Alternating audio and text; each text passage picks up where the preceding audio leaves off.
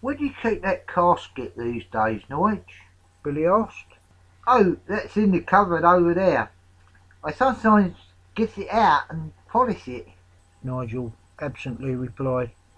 Now look, forget all that. I'm taking you all out tonight for a meal to celebrate my betrothal, and we can all chat about our adventures together. Okay, said Buddy, but we've got to be in London for Monday, as we're visiting an old relative that we haven't seen for years. After a splendid weekend full of the fun that only good friends could experience, and with the casket taken from the cupboard and safely secreted away, the three friends took their leave on the Monday morning. See you at the wedding! Jim shouted from the window of the train as it drew out of Beccles station. Don't be late! Nigel shouted back. Are we going to Wisbech today? Jim asked. No time like the present, Billy replied. We'll go to King's Cross and from there on to March and a bus ride to Wisbech. Early afternoon saw the trio entering the caravan site, and after a rap on the door of Uncle Joe's caravan, they were ushered inside. I've been practising a few things to get me hand in, Joe said, and he held up a tankard which read, Old Joe, King of the Gypsies.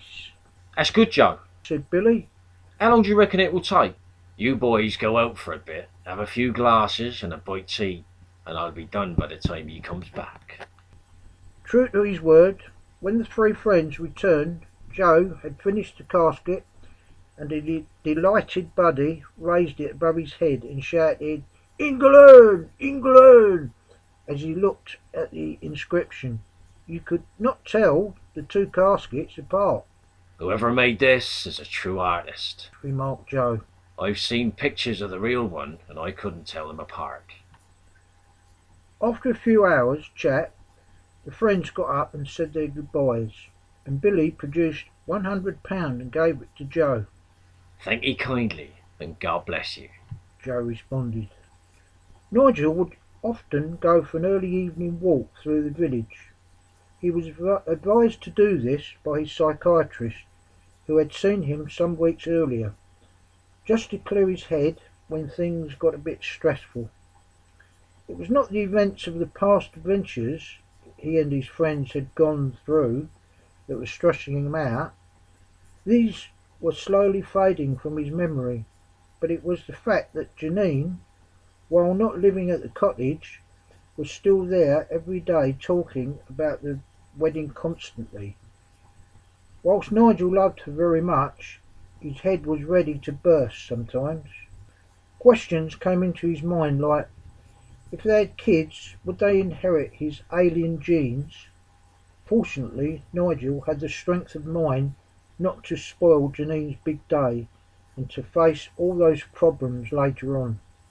His usual walk was through the village where he was by now a celebrity with the locals, and they would stop and chat to him. But this particular night he went in the opposite direction, away from the village. It was as if a large magnet had drawn him in that direction. On the outskirts of the village he passed a church and stopped. Beyond the church there was nothing but fields as far as the eye could see, stretching towards Bungay. Then he saw it. He couldn't make it out at first, but by the light of the moon, there in the middle of a field was the large black shape of a dog. Its eyes were yellow, and there was a red glow all around it. Its eyes fixed on Nigel, and it lifted its head and let out a howl that chilled Nigel to the bone. As fast as he appeared, he was gone again. Nigel stood transfixed. He had no doubt that this was the black dog that had come to his rescue some months earlier. Regaining his composure, Nigel walked cautiously back to the cottage, pondering over the beast. Was he there to protect him from danger, he thought? How are we going to do this? Jim asked. There's always a way, Buddy replied. We'll have to find out first if they have to change the security system. I'm sure they have, Billy responded. 2 days previously, Billy had phoned up Lord's and asked to see if security had improved regarding the ashes. The three friends, because of their celebrity status, had been invited along to see for themselves.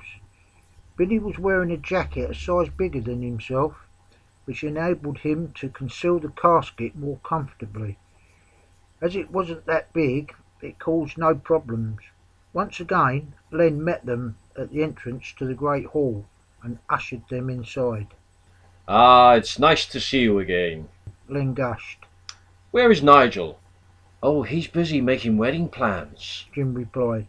So, his innings is coming to a close. Len laughed. Making their way down the hall, they finally came into view of the ashes, There have been a few subtle changes to security. explained Len. See, the table is placed between an area where you can go round one corner either side. Well, if someone was to try to take the ashes, first there is an alarm near the table, but best of all there is a beam around each corner that sets off the alarm. So if someone was to try and run off, he would be doubly alarmed. Billy asked. Mind if I try it then? Okay, but I'll have to turn the alarm near the table off first. I don't want to panic the two guards, so I'll tell them I'm testing the other alarm. So it was set up, and Billy, knowing the alarm near the casket was turned off, opened the lid containing the casket and took it out and ran off towards the corner leading up to the corridor. As he ran, he unzipped his jacket and with a deft movement exchanged the caskets. When he was around the corner, a loud alarm went off and he quickly completed the switch, zipped up his jacket and came back to where he began. That's brilliant, Lynn. Billy said after the alarm had stopped and the fake casket was safely put back into the container on the table. Outside Lord's, Billy turned to Buddy and Jim. Job done. Security in that place is disgusting. Billy retorted, and they all laughed. The wedding day arrived, and the area outside the church was alive with activity. There were long tables on the green outside, complete with table settings. The trees were bedecked with streamers and balloons, and all kinds of flowers adorned the outside of the church. Inside, the villagers were awaiting the arrival of the bride and groom. Nigel arrived and entered the church with Jim, his best man, along with Janine's father, who waited at the entrance. Buddy and Billy were already inside, seated at the front. There was a clip-clopping of horses, and a black shiny carriage pulled by 4 white horses with plumes on their heads came into view. Pulling up outside the church, Janine stepped out, followed by her mother and 3 bridesmaids. The crowd outside the church cheered, and Janine smiled and blushed at the same time. Her mother went in and took her seat at the front. Janine approached her father and took his arm. He kissed her lightly on the cheek, and a tear came into his eye. No words were spoken as she pulled down her veil. There was a murmur as Janine and her father entered the church and made towards Nigel and Jim. The banns were read, and Jim, with shaking hands, gave Nigel the ring. The ring was placed on her finger. Nigel and Janine's eyes met. They kissed. People cried, and one bridesmaid fainted and was taken out. Now they were wed. Outside, the sun was shining, and as the couple came out, confetti was thrown as they entered the carriage and made for the cottage. Cans clanked into the rear, where they would change for the party on the green. When Nigel and his bride arrived, the party was in full swing. The twins were dancing with 2 bridesmaids who, yes, you guessed it, were also twins, and they were getting on very well. Meanwhile, Jim had pulled a rather large girl and was deep in conversation with her.